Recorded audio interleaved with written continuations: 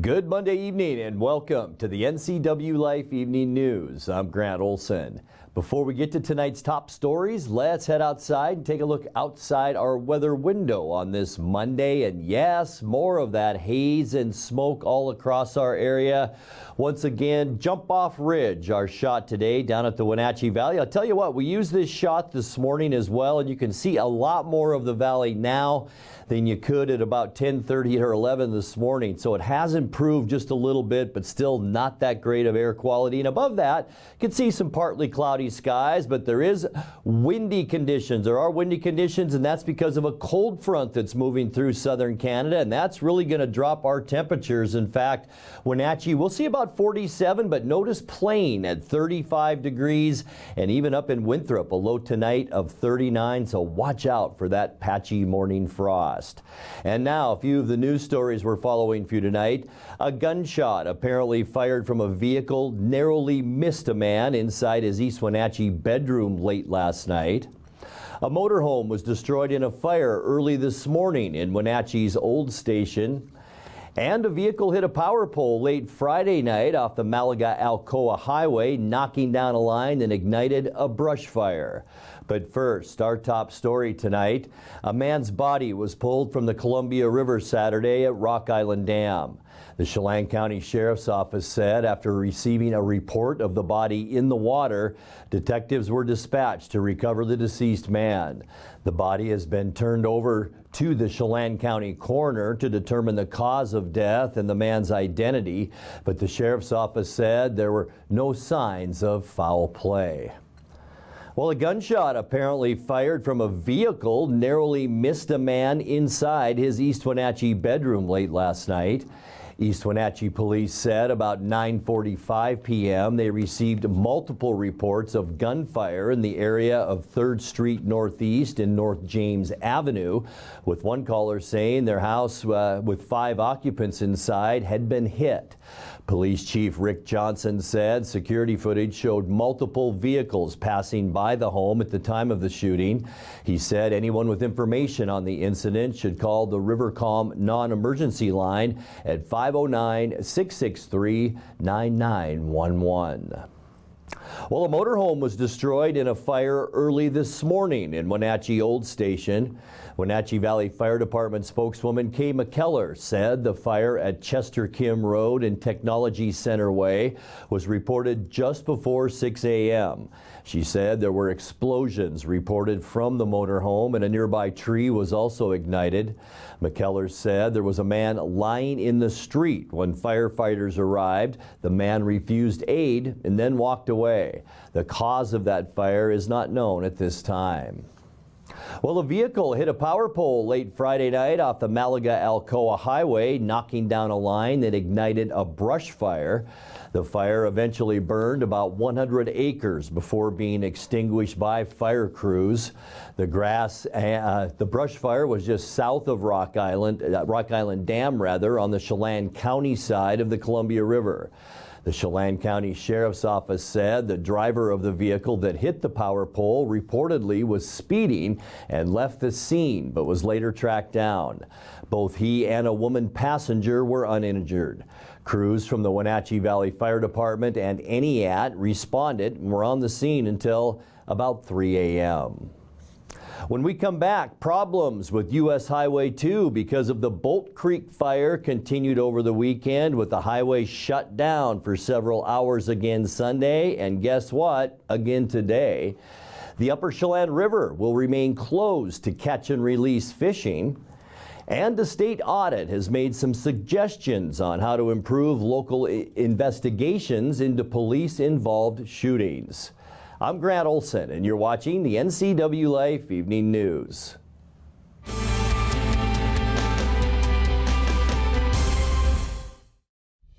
Introducing Alpine Airman. Because every home needs a superhero to eliminate poor indoor air quality, send inefficient operating equipment packing, and cut high energy bills down to size. For heating or cooling and equipment replacement, turn to the experts and the superheroes at Carrier and Alpine Air.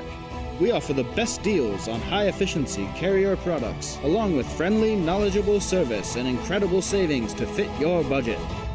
I'm John Divis from Wenatchee Dental Arts, and I like to think myself as a comprehensive dentist. We are an office that treats people comprehensively for their dental problems. We do a lot of general dentistry in a broad sense. We don't send everything out. Things that we have the ability to do in the office, we like to keep in the office and under one roof and keep things as complication-free as possible.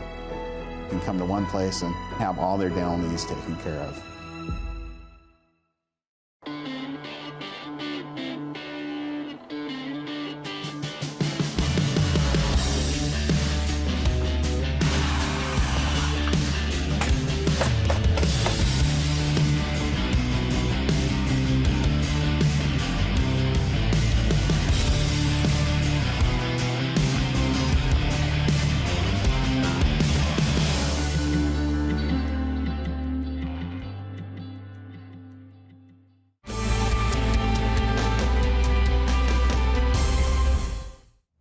Welcome back. In another news, problems with the Bolt Creek fire continue to plague cross-state travel, with U.S. Highway 2 again closed this afternoon while a tree hanging over a cliff above the highway is removed.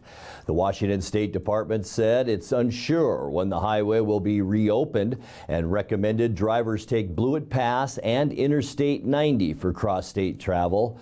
The highway also was shut down for several hours Sunday because of fire-damaged trees in the roadway. The fire has burned about 13,200 acres since first being reported September 10th and has caused numerous closures for the cross-state Stevens Pass route. The Upper Chelan River will remain closed to catch and release fishing.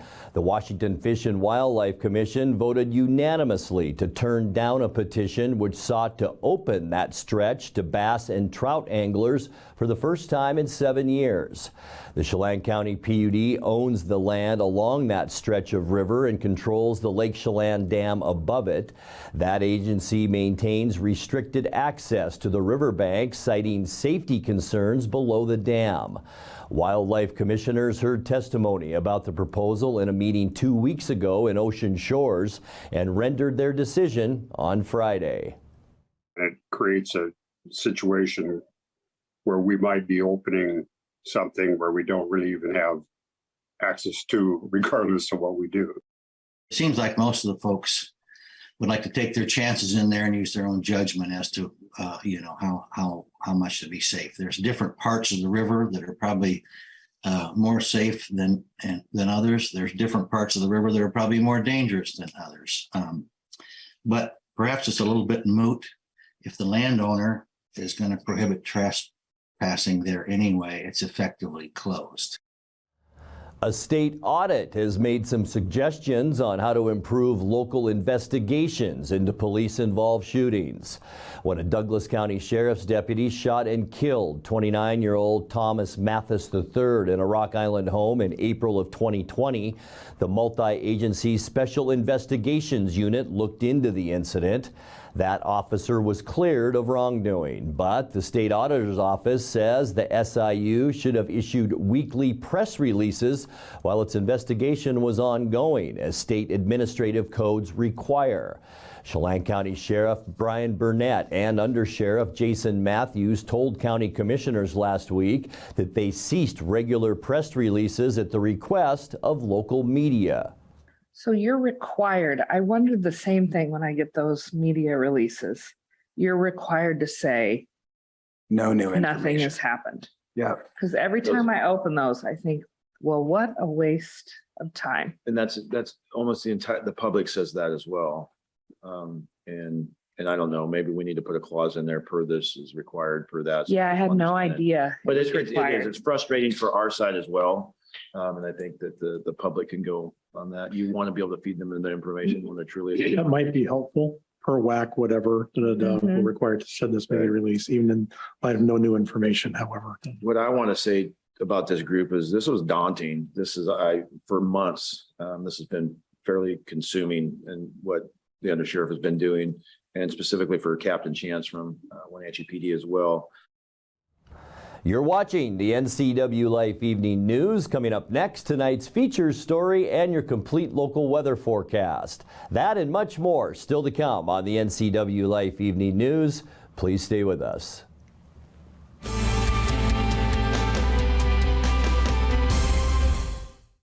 I've been in law enforcement for over 36 years, and I've seen a lot of politicians talk about police. But Kim Schreier is different. She listens to us, and she delivers. It's Kim who got more money for law enforcement to fund equipment that we need, like new bulletproof vests, and more funding for mental health resources for an integrated approach to serve our community. We need to increase funding to police, and that's exactly what I've done in Congress. Kim has our back, and she has my support. I'm Kim Schreier, and I approve this message. Chelan County is a great place to live. Let's keep it that way. Sean Smith here, and as a business owner, father of 4, and lifetime resident, I'm truly concerned about the changes I see coming in our county. As your next county commissioner, I will work diligently with every agency, our state legislators, and law enforcement teams to make sure we don't lose the quality of life we have come to appreciate. There's a lot more than simply planning and community development to be concerned about, and I am ready, willing, and capable of doing it all for you. I ask for your vote. As nature does its magical change from the green of summer to the orange and red of fall, camping in your old tent isn't going to cut it anymore. It's time for you to get a great deal on a motorhome, travel trailer, or fifth wheel from Click It RV during our year-end clearance events. We need to make room for our 2023 models. Get 30% off, 0 down, no payments for 90 days, and receive a lifetime warranty. Come visit us today off I-90 in Moses Lake and see big savings at Click It RV.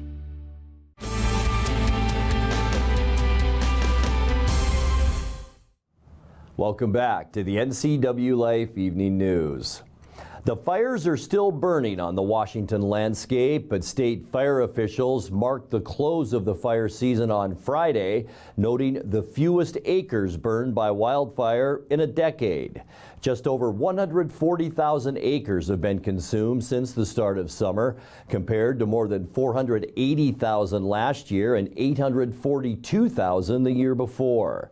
In tonight's features story, Commissioner of Public Lands Hillary Franz and other leaders at the Department of Natural Resources gave a post-game briefing on this fire season. So what we knew going into this fire season was that the wet spring would promote heavy growth of grass and other flame fuels. And that heavy growth would drive rapid fire spread. What we didn't know is that we would get this prolonged dry period with really no breaks from the weather in terms of precipitation.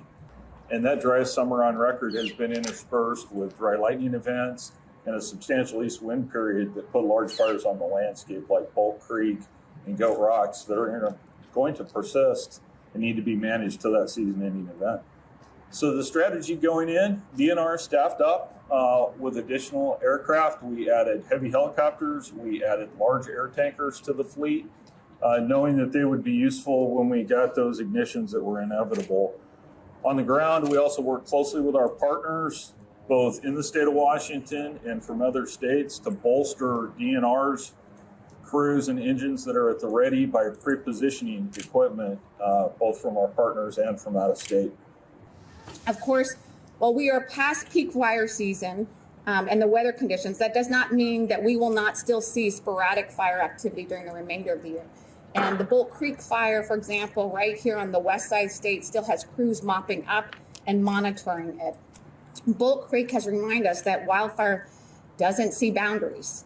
As climate change and other factors have worsened the length and impact of our fire seasons in Washington state, turning them instead into true fire years, wildfire is no an East Side issue. It is an entire state issue. We all must take measures to fight wildfire spread, preserving our lands and our properties, and most importantly, keeping our communities and our firefighters safe. The mild fire damage we experienced this year is truly cause for celebration. I know our firefighters at the local, state, and federal level definitely feel it. I know many of the communities that have been on the front lines of wildfire every single year for the past decade definitely feel it.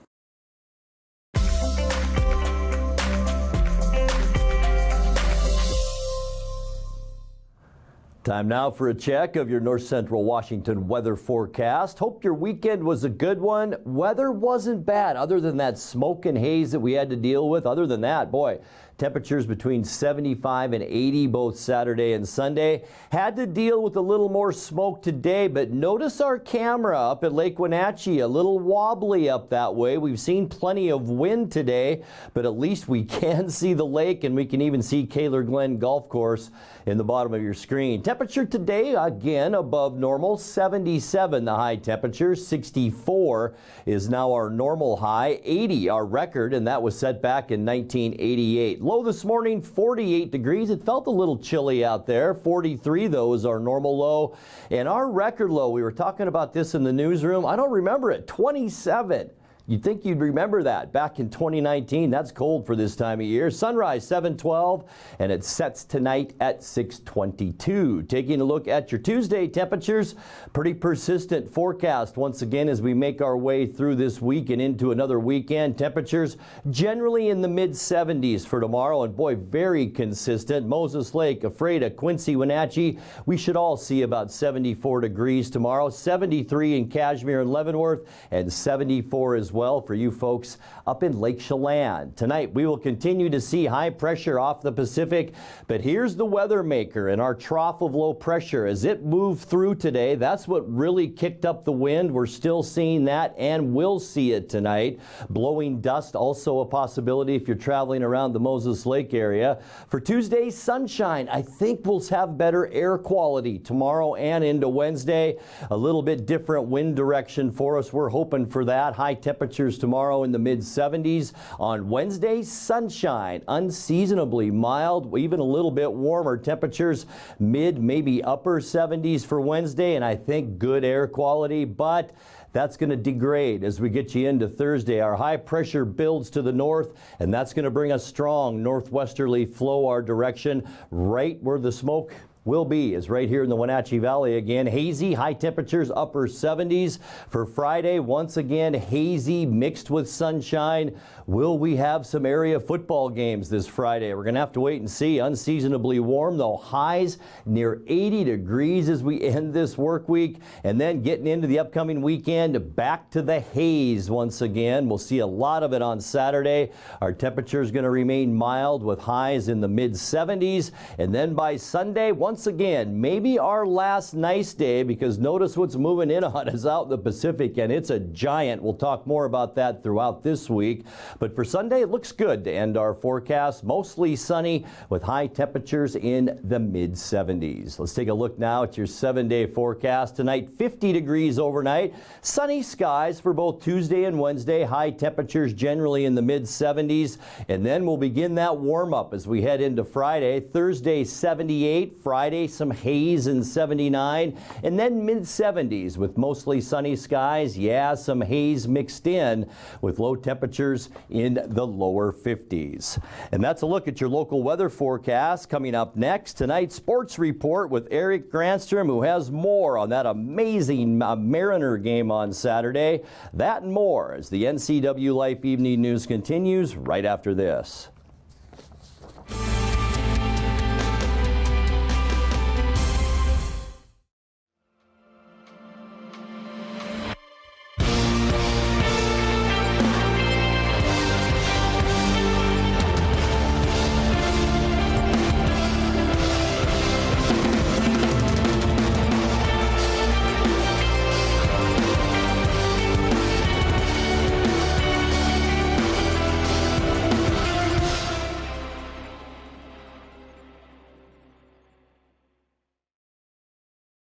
Hi folks, welcome to Save Mart. How can we help you today?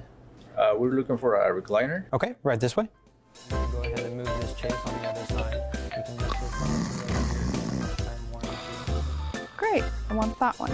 I would like that one. That's a great choice. And I want this one as well. Okay. And I definitely want this one. You'll find it at Save Mart. Full service at a low, low price. News, weather, and sports. It's all here weekdays at 5, 6, and 10 on your local news source, the NCWLIFE channel.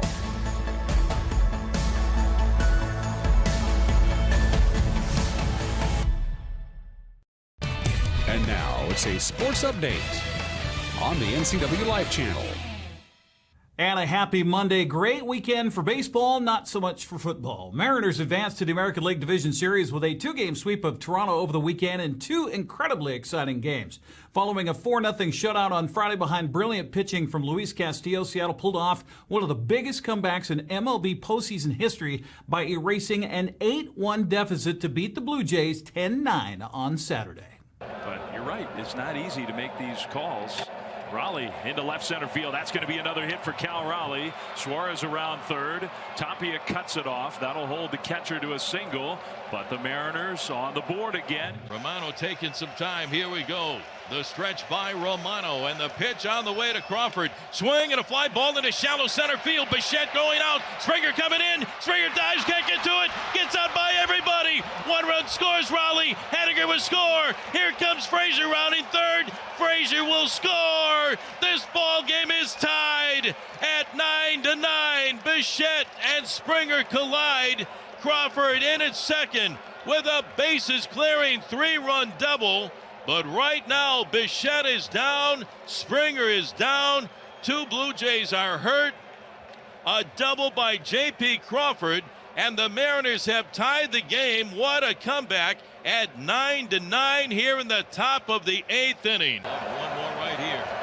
Cal the lead. Here's the pitch. The way swinging a line drive into right field. Down the line and toward the corner. A base hit. Cal being waved around third. He'll score. Frazier in at second with a 2-out RBI double. Claps his hands. And the Mariners, for the first time in the ball game, have a 10-9 miraculous lead here in the top of the 9th inning.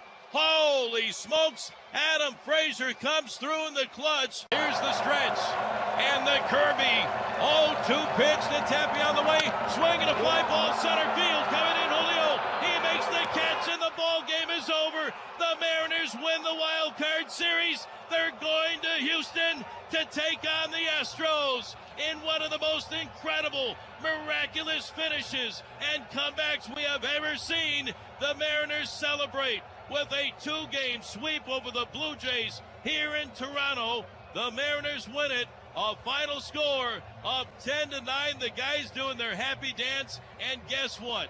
Not only are the Mariners taking this series to Houston, that series will take the series back to you fans in Seattle. And the Mariner players are hopping up and down out at second base, having a great time in one of the greatest comebacks, in one of the greatest games we have ever seen. A real classic here in Toronto. The Mariners win it by a score of 10-9. It was only the 3rd time in Major League postseason history that a team had come back from being down 7 runs. Scott Service is getting used to being doused with champagne after a big win. It's tough to come back. It's tough to come back in the playoffs against that team in this building. We were up against it, but credit to our players. We don't quit. We haven't quit all year. There's a certain resolve that our group has. They just believe in each other. And we talked about it coming into this series, that we were going to have difficult moments. We knew that. That's what happens when you play on the road in big games. And we were up against it tonight, but great games by a lot of our guys. I think the biggest thing for me is that we didn't try to do too much. We just try to keep the line moving is a common phrase we use around our club. And when you do that, you just focus on doing the little things. How do I get on base? How do I get a hit? And all of a sudden we caught a break when JP, hit the soft liner, the bloop into center. 3-run score, you look up, we had tied the game. And, luckily we had an inning out of Munoz to go. And then we had a young stud at the back of it, George Kirby, who never pitched out of the bullpen before. But I figured he would step up, the adrenaline would be going, and he did a great job. So heck of a win, and really happy to have the opportunity to bring a playoff game back home to Seattle. It has been a long time, and our fan base is certainly deserving of it. Seattle's Best of 5 ALDS starts tomorrow afternoon at 12:37 in Houston. You can watch it on TBS. Game 2 will be Thursday at 12:37. Game 3 Saturday at T-Mobile Park. Game time to be determined. Game 4, if necessary, would be in Seattle. And then Game 5, if necessary, back in Houston. How about those Mariners? Well, things didn't go so well for the rest of our Northwest teams over the weekend. Arizona State backup quarterback Trenton Bourget threw 3 touchdown passes to lead the Sun Devils over number 21 Washington 45-38. Washington State couldn't overcome penalties and a balanced attack from number 6 USC, falling 30-14 Saturday. Trojans Caleb Williams threw for 2 scores and Travis Dye rushed for another as USC improved to 6-0. Cougars fell to 4-2. Weber State put up 460 yards of offense to remain unbeaten, downing Eastern Washington 45-21. Eagles dropped to 0-2 in the Big Sky with the loss. Western Oregon scored on an 11-yard touchdown pass with 9 seconds left to beat Central Washington in Ellensburg by a final of 16-14. Now on to Sunday in New Orleans. Seahawks and Saints, they exchanged the leads 4 times before New Orleans took the lead for good with 5:22 remaining in a 39-32 victory. Taysom Hill's 3rd touchdown run of the day, a 60-yarder, was the backbreaker for Seattle on yet another game where the defense couldn't stop the run. This game hurts all of us because we know that we had a chance to win a football game. I never take anything away from the Saints. They did a great job and did a lot of cool things in this game to win it. But we had our chances and we had all kinds of opportunities to get this done. And there was too many things that went wrong that just gave them another opportunity here and there. And we made it too easy on them. It's really, these games are so hard and they're so difficult to win. And if you screw it up and you give them something, then you're fighting against it the whole time. Geno Smith, not bad. He threw for 268 yards and 3 touchdowns, while Kenneth Walker III scored on a 69-yard touchdown run. Rashad Penny went down with what Pete Carroll says is a serious ankle injury. In fact, they confirmed it today. A broken bone. He's out for the season. Seattle's back home Sunday to host Arizona at 1:05 in the afternoon on Fox. San Francisco took over first place in the NFC West after a 37-15 win over Carolina. Philadelphia's Cameron Dicker hit a 23-yard field goal with under 2 minutes left to give the Eagles a 20-17 win over Arizona. Tony Pollard had a 57-yard touchdown run, and Matt Maher, make that Brett Maher, connected on 3 field goals. Dallas beat the Rams 22-10. Let's go back to Friday Night Football real quickly here. Get you the scores. It was Eastmont running over West Valley 35-27. Wenatchee beat Ellensburg 37-9. Moses Lake topped Davis 42-8. Sunnyside over Eisenhower 34-14. In Caribou Trail League play, Chelan a winner in non-league action 48-34. Cashmere down Cascade in the Parable 35-20. Omak over Quincy 48-6. In Central Washington B League play, Waterville Mansfield no trouble with Touchy. Okanagan beat Tenasket, Brewster over Orville, and Lake Roosevelt edged Manson. In CWAC play, it was Ephrata, East Valley, and Othello all getting victories. And we got much more sports on our website. Go there at NCWLIFE.com. That's a look at it. Grant, that guy, back to you. Thank you, Derek. Now let's check in with Dan Kuntz for a look at what's coming up tomorrow morning on Wake Up Wenatchee Valley. Dan? Thanks, Grant. You see all that gunky smoke behind me? Well, hopefully by the time we get going on Tuesday morning, it'll be out of here. We hope. That's the plan. Join me on a Tuesday morning of Wake Up Wenatchee Valley. We'll also have a preview of the Astros and the Mariners, Game 1 of the American League Divisional Series. That happens tomorrow. We're going to have a jam-packed show for you. Weather, news, sports, general frivolity, and I might show up and do a decent job for once. I don't work too hard on Tuesdays. Join me for a Tuesday edition of Wake Up Wenatchee Valley. We're live and local tomorrow morning at 7 a.m. Grant, back to you. Thank you very much, Dan. And that will do it for our newscast tonight. For more on these stories and other news from around North Central Washington, you can find us on Facebook or our website at ncwlife.com. And remember, if you see news happening, we'd like to hear from you. You can send us an email at news@ncwlife.com or give us a call at 888-6295. I'm Grant Olson. Thanks for being with us and have a great night.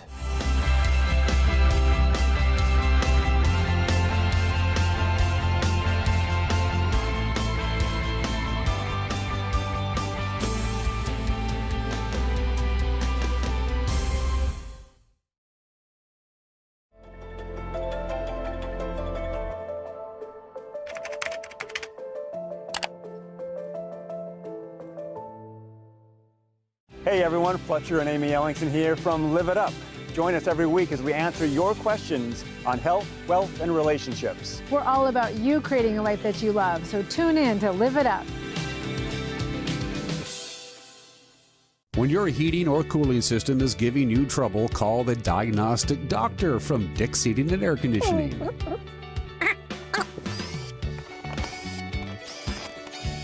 Here's the culprit right here. All joking aside, when you call Dick's, you're calling 35 years of experience at customer service right here in the Wenatchee Valley.